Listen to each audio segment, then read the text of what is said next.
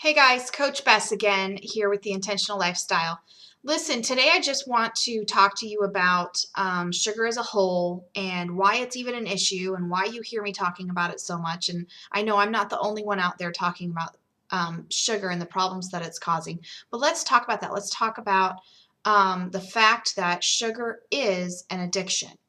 When I say sugar, keep in mind, just like I mentioned earlier in this series, that sugar means anything that a large amount of it is made up of sweetener, sugar, anything that constitutes a sweetener like that. So high fructose corn syrup, granulated sugar, brown sugar. It doesn't matter. There's a lot of dilemma out there on which one is healthier and which one isn't, and which one is bad for kids and which one isn't.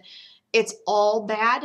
We don't, and it's not that it's bad in small amounts. It's bad because as Americans, with the diet that we currently have, buying the products we buy at the grocery stores and eating out and all the other things that we put in our mouths, we are actually eating far more hidden sugars in our diet than we even realize. And so, what I want to remind you of is that this is an addiction, but it's not. No one is blaming you for having this addiction. It's an addiction that we have unknowingly brought into our lives and begun to have problems with, and sugar is a huge reason why there is an obesity epidemic in the U.S. today, and just what we're dealing with as Americans with our diets and with our weight and with our health around that.